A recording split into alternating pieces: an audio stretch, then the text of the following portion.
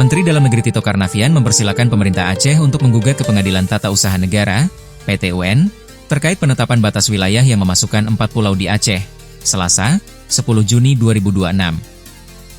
Dikutip dari tribunnews.com, ia mengatakan, pemerintah pusat tidak memiliki kepentingan pribadi, melainkan hanya ingin menyelesaikan masalah batas wilayah secara objektif dan legal.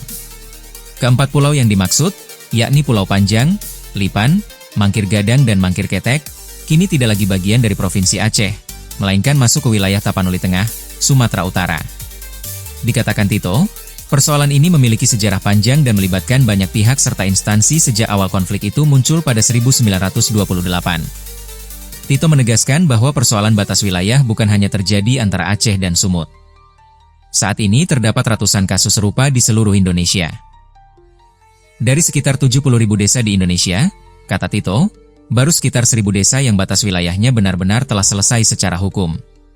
Ia menjelaskan bahwa penyelesaian batas wilayah sangat penting karena menyangkut kepastian hukum, penghitungan dana alokasi umum, DAU, tata ruang, dan perencanaan pembangunan.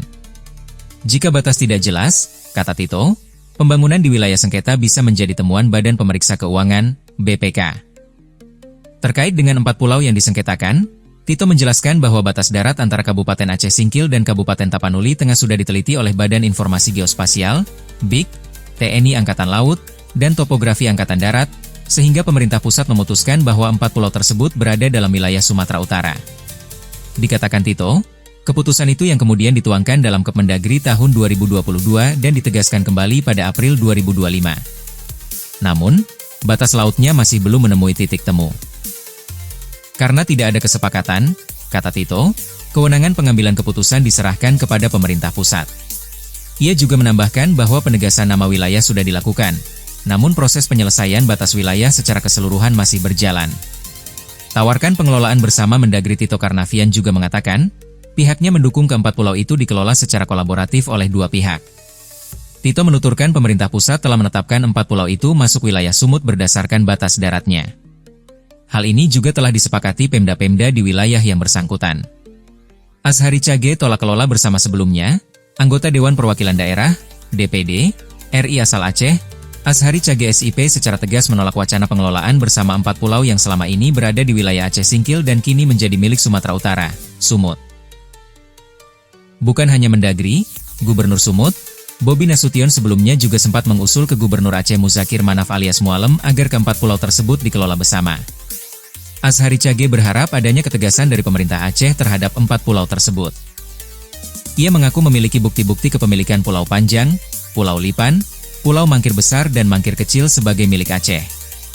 Karena itu, mantan anggota DPR ini meminta pemerintah Aceh mempertahankan kedaulatan wilayah, bukan malah membuka ruang kompromi dengan pihak lain yang dianggap telah mengambil hak Aceh.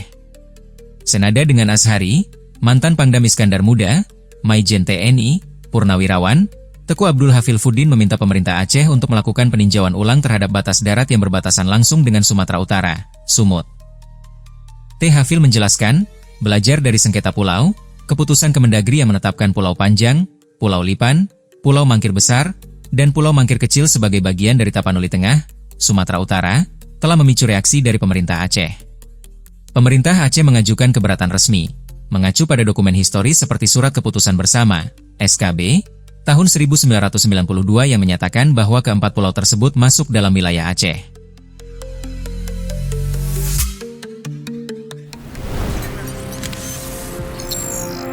Tribun X, menghadirkan lokal menjadi Indonesia.